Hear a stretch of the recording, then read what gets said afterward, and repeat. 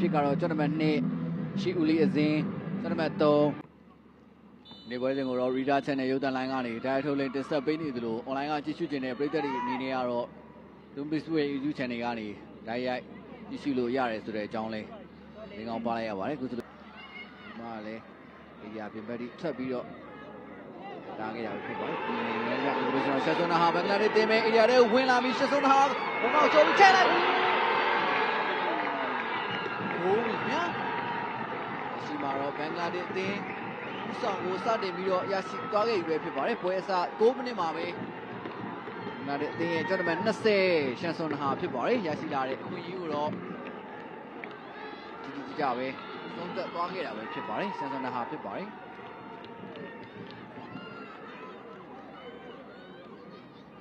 နောက်တန်းနေတော့တင်ပေးလိုက်တဲ့ဘောလုံးကိုတော့လိုက်တင်ပြေးထွက်သွားပြီးတော့ရှန်စွန်ဟာသူ့ရဲ့ပြေးအားကောင်းကောင်းကိုအသုံးချပြီးတော့ရှစ်ထက်လာတဲ့ဘာရင်းတဲ့ဂုဏ်မဖြစ်သူဆာအဒူလာကိုပါကြော်ပြီးတော့ဆုံးသက်သွားခဲ့တာပဲဖြစ်ပါတယ်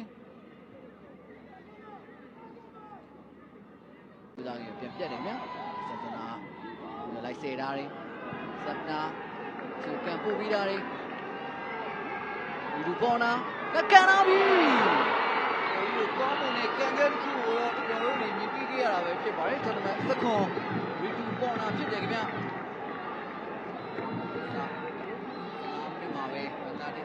ဆောင်ကို2ဂိုးထိပြုနိုင်ခဲ့ပြီဖြစ်ပါတယ်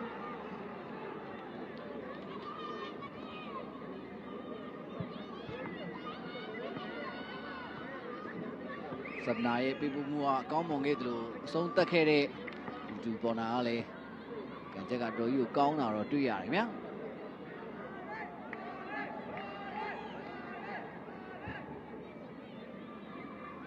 ဒီမှာ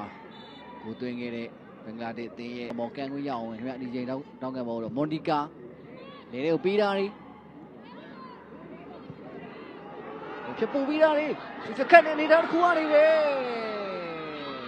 ဘင်္ဂလားဒေ့ရှ်အသင်းသူစခတ်နေတဲ့အနေထားတစ်ခုကနေပဲတတိယမြောက်ဥဆောင်ကိုရရှိသွားခဲ့ပြီပဲဖြစ်ပါတယ်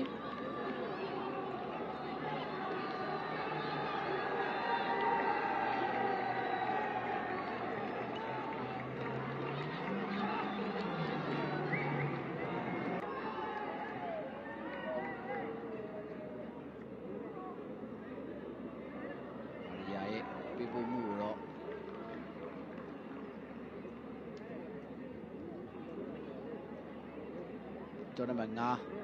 ခိုဟာတီတင်သွားခဲ့တာပဲဖြစ်ပါတယ်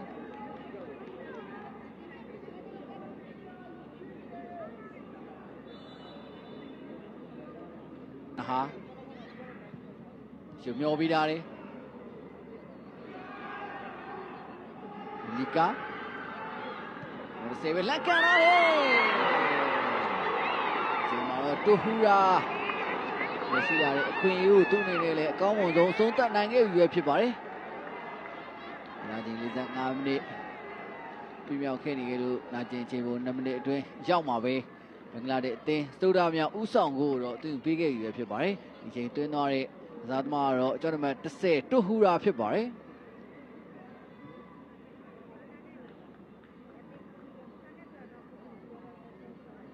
ဝန်ဒီကာနဲ့ဘာရင်းသေးရဲ့နောက်ခံကစားသမားတွေဘောလုံးရှင်လူကိုကြိုးစားနေပြန်ထွက်လာတဲ့ဘောလုံးတော့အရှိမအသိရှိနေခဲ့တဲ့တူဟူရာကကန်စစ်တွေအန်တားနေတဲ့ဂျားတွေကနေပဲလှလာပါအဆုံးသက်သွားခဲ့တာပဲဖြစ်ပါတယ်ပို့ပြီးတာလေဘာရင်ဘောလုံးထင်းထင်းပေါ်ကနိုင်ငံမတည်တဲ့အနေထားတစ်ခုမှရှက်စွန်းဟာတူဟူရာရှက်စွန်းဟာပြေးလန်းနေကိုမျောပေးတာလေပြန်ချိုးပေးတာလေတူဟူရာကမ်မီတူဟူရာရဲ့2မိနစ်အတွင်းမှာရရှိတဲ့ဒုတိယမြောက်သွင်းကိုပဲဖြစ်ပါတယ်။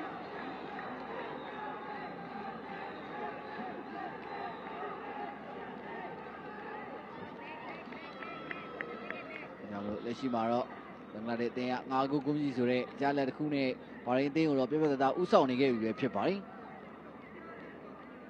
ရှေ့ဆုံးဟာရဲ့ပြပမှုကကောင်းမွန်ခဲ့တယ်လို့တူဟူရာရဲ့သုံးသက်ပိုင်းစွမ်းဆောင်ရည်ရလဲဒီချိန်မှာကောင်းဆုံးအနေထားမှာရှိနေခဲ့တာပဲဖြစ်ပါတယ်။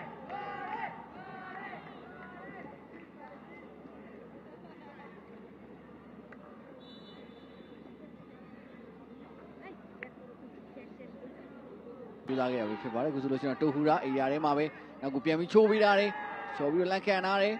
ရှန်စွန်နာဟာချက်ပြတ်ထိန်းထားတယ်ရှန်စွန်နာပဲပိတ်ဖို့ကြိုးစားတယ်ဒီမောင်နဲ့ထိပြီးတော့ပြန်ထွက်လာခဲ့တာပဲဖြစ်ပါတယ်မာရီယာဘယ်ကြောင်ထုတ်ပေးထားတယ်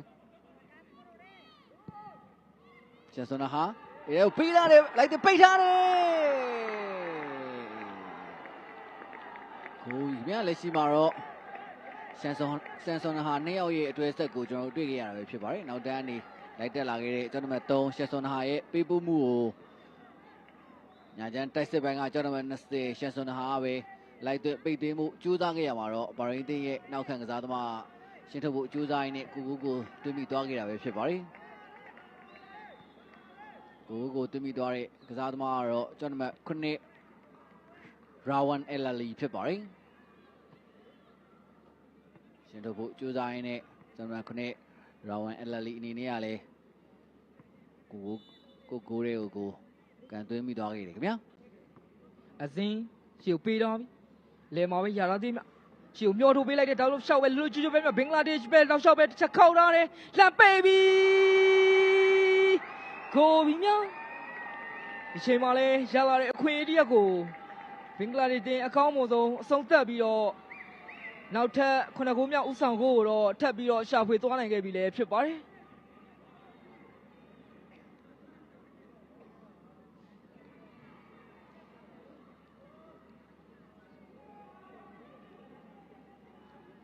ချိန်မှာလဲညာဘချမ်းကနေအကောင်းဆုံးပံ့ပိုးပေးမှုကနေမော်ကီကိုသမားနဲ့တူချင်းရှင်ဆိုင်အတွေ့မှာပြန်မဲ့ခန်းစစ်ကစားမအောင်တစ်ချက်လှည့်ပြီးတော့ပဲချေနဲ့အသက်ရဆုံးအဆုံးသတ်ခဲ့တာလည်းဖြစ်ပါတယ်။ဒါကြောင့်လက်ရှိချိန်မှာတော့ဘင်္ဂလားဒေ့ရှ်တင်းရဲ့အနိုင်ရလက်ကပို့ပြီးတော့ပြတ်သားသွားတဲ့အနေအထားတစ်ခုကိုတော့ရောက်ရှိသွားခဲ့ပြီလည်းဖြစ်ဒီမျိုးသမီးအာရှဖလား2026ခြေစစ်ပွဲဂရုစီရဲ့ဒုတိယမြောက်ပွဲတွေကတော့ဇူလိုင်လ2ရက်နေ့မှာရှင်းပြကစားပါပဲဖြစ်ပါတယ်။အားကစားဝါနာရှင်ပြည်သူများခင်ဗျာကျွန်တော်အစီအကံတင်ဆက်နေစဉ်အတွင်းမှာပဲဘော်ရင်းတင်းနဲ့ဘင်္ဂလားဒေ့ရှ်အသင်းတို့ရဲ့ပွဲစဉ်ကတော့ပြီးဆုံးသွားခဲ့ပြီပဲဖြစ်ပါတယ်ပြီးဆုံးသွားတဲ့အချိန်မှာတော့ဘင်္ဂလားဒေ့ရှ်အသင်းက9ဂိုးမြီးဆိုတဲ့ရလက်နဲ့ဘော်ရင်းတင်းကိုအနိုင်ကစားသွားပါတယ်ဆိုတဲ့အကြောင်းအစီအကံတင်ဆက်ရင်းနဲ့ပဲကျွန်တော်ရဲ့